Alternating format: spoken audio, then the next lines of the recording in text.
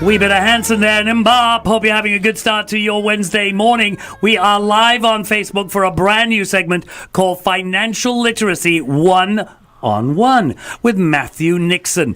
And Matthew is a seasoned financial expert. He has spent over 20 years across 5 countries working for industry leaders that include banks and asset management people. He has helped people achieve their financial goals, protect their wealth, grow their money, to basically lead a less stressful future. So, Matthew, thank you so much for joining us this morning. Matt. Guys, thank you for having me. Absolutely. So we got to get to the basics, the real basics of this. What is financial literacy?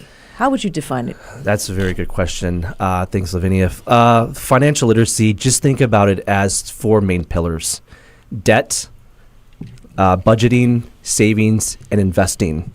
And if you think of these 4 pillars and can have some of these integrated into your life, Right.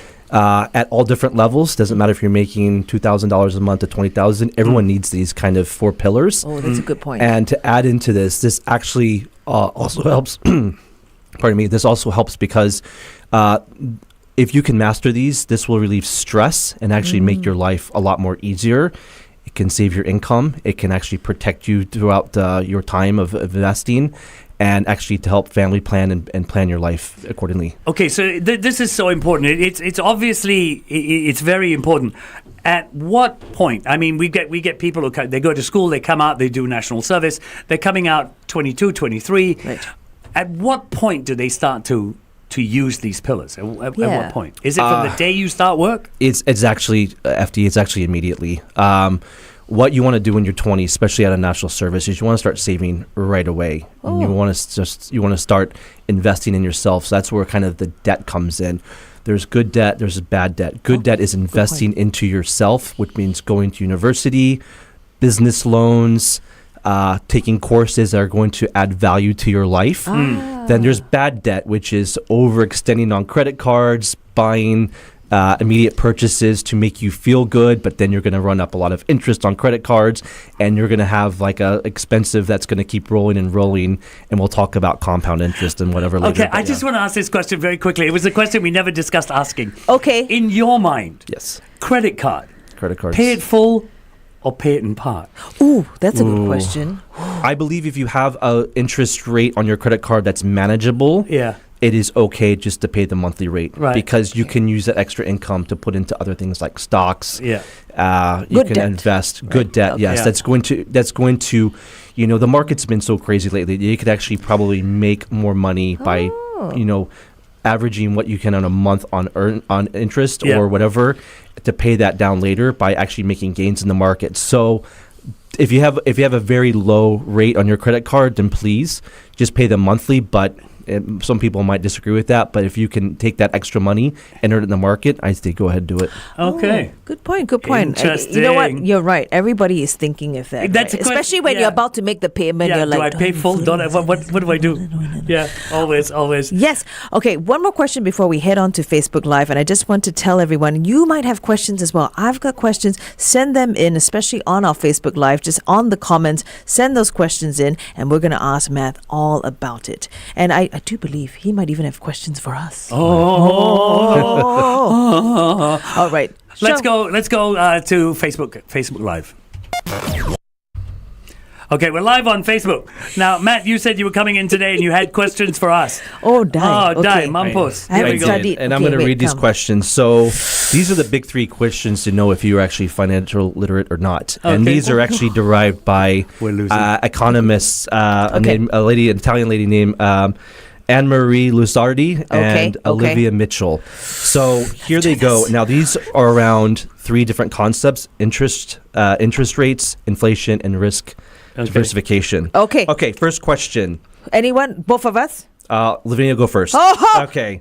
Suppose you have $100 in your savings account and the interest rate is 2% per year.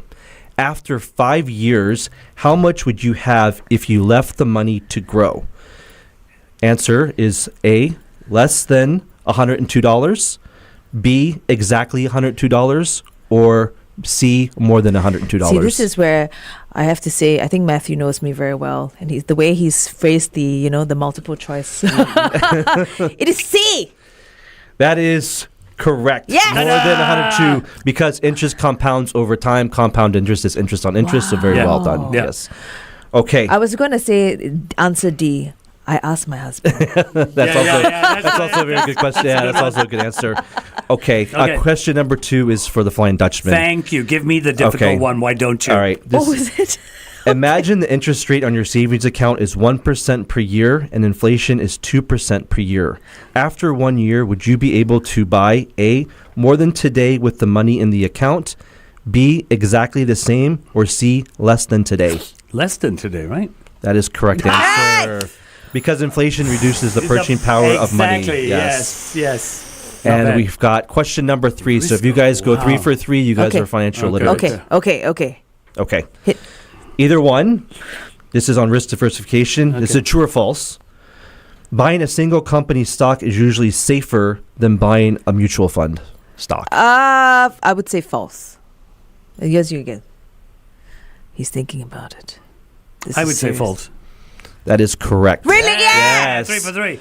So you guys are actually both financial literate compared to global standards. So Really? very well done. So we're not so bad. Yes. Okay, so There's hope. okay, Vic, you've explained financial literacy, Yeah. the 4 pillars, the debt, the budget, the savings, and the what was the other one? The 4 pillars again. Debt, budget, savings, And investing. investing. Yes. That's the other one. Where? You say we should begin as soon as we come out of national service and we get our job, but where do we begin? Okay, so this is another interesting question. We should actually be starting to talk about money to our children and to kids. Really? And we're finding that there's a lot of, sometimes where, we're starting talking about money until we're a lot later in life. Yeah. Yeah. If you can think about your first experience with money, it could be as a child, getting that first money from the tooth fairy, going to get an ice cream, and you like, wow, I have something that actually can go and buy something. Right. So I think it's really That's where good it for starts. Okay. people to start. We need to start talking about this in schools. We need to start talking about this at family dinners around the dinner table as young as 3 to 5 years old, because these memories really start to impression and how we actually deal with money. My relationship with money, my family was my family almost was like we didn't talk about it a lot. It was something that was there, but it wasn't like it was a weird conversation, and I don't know why. I'm from, my family was different. We had my parents, my grandparents on one side, were business owners. My other ones were blue collar workers. So in my family, money was talked about differently, and it almost until we get to a certain age where it becomes a bit taboo. So I think we need to start talking about money, and this is more about talking about it around the family circle, what you can do.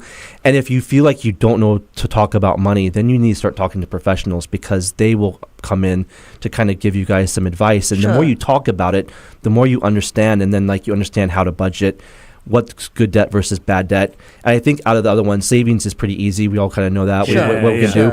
I think when it comes to investing, that's where it's the 4th pillar is really tricky, because there's so much out there to invest in. That's true. I know what you mean, because when I was 16, my family split up. And we never talked about money. Okay. As a family, we never talked about money. My dad and mom split up. And at that point, I had to go out and work at 16. Yep. And I did not know the value of $1. I had no idea. So what? And it was the first 3 years was absolutely. I was living day to day. Because you were just that's all bad debt. Bad. I didn't know how to use money. Yeah. Okay. Yeah. Absolutely didn't. And I think that's a lot of people. It's not just. It is very, especially at the beginning where you get your first paycheck and you're like, wow, I've gone from 0 to how many in my bank account, and then you sit there and you realize how quickly it can go without. And I think the one big thing is when you start making money is actually paying yourself first. Yeah. That is where you need to start really paying yourself and putting that money aside, because that money you save in your 20s is going to be worth a lot more in your retirement age if you start doing it in your, and I've worked, in financial industries, I think for 23 years, and you actually talk to people in financial services industries, and some people don't start saving till their 30s, 40s. No, so they know the basics, but they just don't do it because it's going to come. And And we know in today's age with what's going on, in the economy, sometimes jobs are here and gone tomorrow, and that's kind of another thing we can talk about. But it's really is saving that, having an emergency fund as well. It's anything you can do to relieve stress in your life, and money is always a stress kicker. Paying bills. That's true. So if you can sit there and really put some discipline in these 4 pillars, it will make your life easier. And you can actually start doing it today. It really doesn't take much, So Why remember, not, those right? 4 pillars are your debt, your budget, your savings, and your investing. Yes. What are the more common mistakes people make when it comes to this? I think what you kind of said is living paycheck to paycheck. The whole FOMO. I think that's one. One is also starting to just invest. You might just think $100 is not a big deal, but not having that expensive holiday and putting that into something where it's stocks, mutual funds, where you're investing in the markets. You're actually going to start realizing, finding a dividend stock where it might be a couple dollars here, but that's going to be compounding, and actually over a couple of years, that stock that you're going to buy for $100 is going to be worth a couple $100, and that's more money you can invest. And as you start becoming more into investing, you can find better ways to actually find better returns. Alrighty, let's go really back. good. We're gonna Let's head go back back on- onto radio, because I've got a question, and I feel I'm very lucky. I have a financial advisor, and I feel I'm very lucky. We'll talk about financial advisors next. Hope you enjoyed that one from Eagle Eye Cherry. Save tonight. What a great chat as we carried it on with Matthew Nixon, our financial expert, to kick off this new segment, Financial Literacy 1-on-1 with him. And I just want to summarize this good point, because you asked the question of what are common money mistakes. And then you said it's really about pay yourself first. They don't pay themselves first. They live paycheck to paycheck. And also never ever think that an investment amount is too small. Even if it's just $100, all that can be compounded. And then it's about starting. That's what you're saying, right? Yeah, Okay. Yeah. So the question I have, I feel I'm very lucky. You said if you don't know, you find an advisor. You should, yes. You go find a financial advisor. Okay. How do you pick the right advisor? Yeah. How does that work? For me, it was an instant chemistry that I felt with this guy, because I had known this guy for years. But were you actively looking for one, or No. So it just came about organically. It came about organically. Okay. And there was this natural chemistry, and I'm very comfortable with it. So that's why I picked him. But how do you pick the right kind of financial advisor? I think you got very lucky, because a lot of financial advisors, especially in Singapore, which I've been working and living for 15 years, it is family, friends, or someone from NS Makes days, sense. Yeah. someone that from university. What I would say is that kind of look at it it's a weird analogy, but kind of look at it like dating. If you don't know and have no ideas, you could do 2 things. Ask a friend. So maybe FD, you could say that, I've got a really good guy. Referrals are the best ones. Okay. And then you'll actually have a track record of, this person has made returns for me, year upon year. That's true. If you don't know, then try to go. There's plenty of resources out there where you can go and actually try to find, and there's really good financial advisors in Singapore, but try to talk to them a couple at a time. Male, female, because you're going to have different perspectives. Sure. And what you want to do is you actually want to see, if they're pushing certain products, then maybe hold off on that, because some of these financial advisors get incentives for pushing things. So when they start talking about you and what you want to do in your goals, and they're on the same page, and you find that chemistry, I think that's the most important. Oh, that's a good point. We have got some amazing questions coming through on our Facebook great. page. Okay. Yeah, so we're going to find All right. This is where we get impromptu with Matthew. Impromptu. People say you shouldn't use super high interests as a sign to enter the market. That's like gambling. What are your thoughts? I would agree with that. For those kind of right now, the markets are at a very all-time high, and I think people are getting a bit scared from this. Yeah, sure. It is sometimes to chase that amount or chase those gains. Sometimes is where you can make mistakes. So I would actually, this is where you really need to talk to someone who actually has some sort of, this could be, a stockbroker, wherever they go, to know where the market's going. Right. Because there is a lot of complexity in the markets of liquidity, seasonality, of where the money's going. So I would say if for this particular case, hold off and do some research before you actually jump in. Sure. To find Sure. out where things are going. Yep. Sure. Next question. Interest rates, this is the question. Interest rates are down, equities are high. What other alternatives are there to invest in? Ooh. Okay, so there is a lot of discussions around, of course, real estate in Singapore is very expensive, right? Yeah. So, but at the moment, I think that's always kind of a safe haven. But I want to maybe a bit more controversial is start looking into cryptocurrencies. Oh. And the Okay. reason I say that, and I'm not talking about the meme coins, I'm talking more about Bitcoin and Ethereum. I think when you start having large institutional players Come and in. come into the market and government starting to buy Bitcoin, the big asset managers starting to really put a lot of behind this. This Yeah. is a time where you should actually start looking at this as a possible. Now, I'm Oh, not that's a good saying point. put in That's a good 100% of point. your allocation. I think what the Sure. markets are saying right now is put at least from 1 to 5% of what you have Okay. of your nest egg into that, because the returns on cryptocurrency, especially Bitcoin and Ethereum, are going to be, I've seen the projections and they're going to outpace the S&P 500 and NASDAQ over the next couple of years. Okay, one last question is, I'm clueless about crypto. I'm glad you brought up crypto. You said, I'm clueless about crypto. How should I start? Do I talk to a financial consultant? Will they be able to advise me on crypto? That's a They good point. are starting to become, this is starting to become more of a discussion around financial advisors. I would also say that there is some really good in Singapore. I'm not sure if I can name names, but there are some crypto wallets here, and having those conversations with those kind of sales guys, business development, to find what's offer. It doesn't cost anything to go out there and actually get a crypto wallet and That's just true. start looking around. But look at the big names first before you start getting into meme coins. But definitely, they keep saying that Bitcoin at one point, right? There's only 21 million Bitcoin in existence. In existence, yeah. And it's at, I think, at those 127,000 US high. It could be up to $1 million, they say, by our lifetime. Wow. So that's something you need to pay attention to. And I said this is backed by governments and large asset managers putting money, starting ETFs for Bitcoin and Ethereum. So this is where we need to start looking into it. Okay. Okay. Yeah. Okay. Budgeting and its importance when it comes to financial literacy. Let's do that on Facebook Live. The Morning Drive.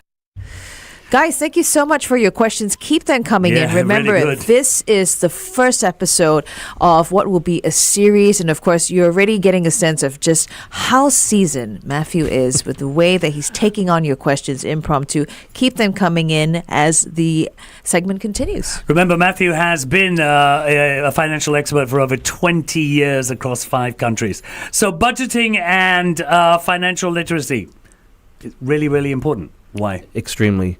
You need to know where your money is going. So what I always say, if you want to just do a fun exercise, take your bank statements for the last maybe 3 months and actually see where your money is going out, money coming in, going out, and really put a sense of and start to kind of categorize that. Okay. Yeah, mine's all going out on online shopping. So That's where online it's going. so mine used to Same. mine was really heavy with my wife, and I like to go out for dinners. Right, okay. Yeah, when you start seeing how much money you're actually paying out Yeah, for food, it's an eye opener, and Okay. you really want to sit there and be like, okay, do I really need that? That restaurant that time, because we like to try different foods. Yeah. And it really gives you a sense of where your money's going, but you also need to know.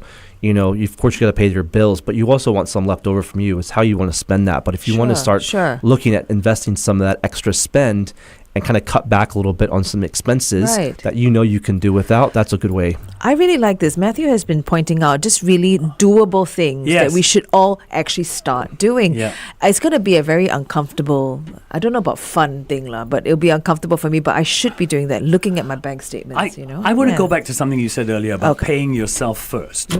So, and I'm sure there are people out there asking the same question. Paying yourself first, does that mean that is money I'm going to use to pay my bills, or is that money I'm going to use to save? Money you're going to use to save. Save. Yes. So paying yourself is not what you're going to take to pay your bills. It's totally separate from that. Correct. Right. Okay. That is something that's good to clear up, Yeah. right? Can you tell us, how does inflation affect someone's financial decision? So when it comes to inflation, if you can sit there and just put your money into a bank account that's earning very little interest, Sure. as you know, the economies grow, right? Sure. So as Sure. economies grow and things get a bit more expensive, which I think right now things are a lot more Yeah. expensive than they were For probably sure, for prior to sure. the Yeah, pandemic. Yeah.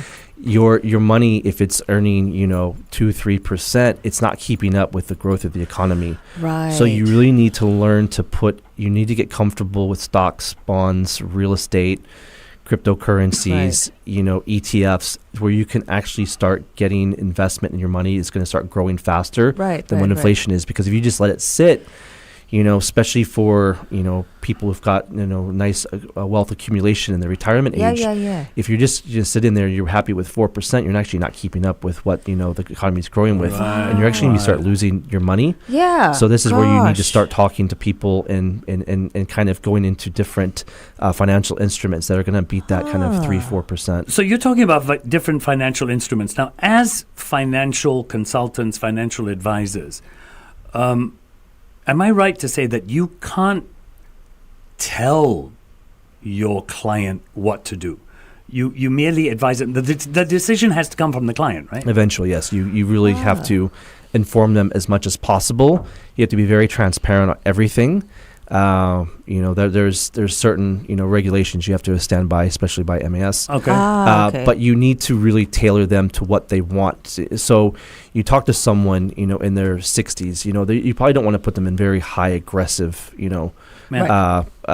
financial instruments, but you also don't want to just keep them in cash, because of course you're going to be losing it to inflation. So what happens with someone, you have high risk takers, medium risk takers, low risk.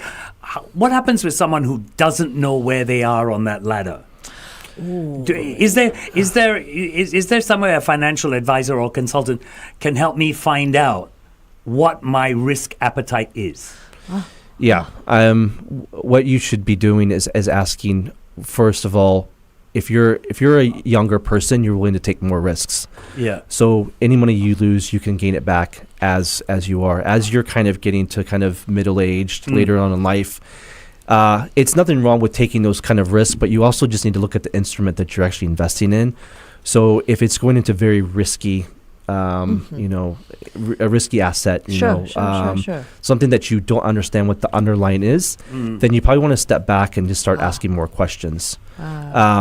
But it is, for myself, it is to kind of get that extra little bit of growth, and you feel that, you can take that risk, and you feel that, it's money that if I was to not have today or lose, and you feel comfortable with that, then go for it. But it all is it's a very personal choice, because a lot of people, it's like, I've got this nest egg, I want to hold on to it. Sure. And some people are willing to kind of, but I would say if you're going to go into risk your assets as you're older, I would say look maybe for around, 10-15% of that to get that extra growth. Sure. But keep it most of in, moderate or, very safe assets. Okay, more questions coming through on our Facebook. Great. What is a good age to start investing in stocks? Do you want to build up a bit of savings first and then go into stocks? Do you want to start, investing in stocks the minute you come out? If I could look at myself as an 18-year-old, I would start then. Really? I remember sitting around, Wow. in university talking about stocks, and I was actually kind of impressed. I was 20, and I had some of the younger guys telling me, I started investing back then, and the Microsofts. I mean, if you invested at in those kind of stocks, then the Apples, today, I would be. You'd be laughing, right? You'd be sitting pretty right now. You'd be sitting pretty. So I would say anyone out there, 18, 19, 20, start doing it now. The other question is, and I'll try and reword this, how do I get my kids to start investing without risking them losing all their savings? So I guess you're talking to your younger kids in late teens, early 20s. Where should they be putting their money? I would say for the parents, you guys have the expertise of, you guys know, there's some great stocks in Singapore where there's some real blue chips. Go with the companies that know that they've been around, they're not going anywhere. They're paying good dividends. That's where you should be putting your money with your kids, because even if REITs as well that are paying dividends, and you're comfortable with those names.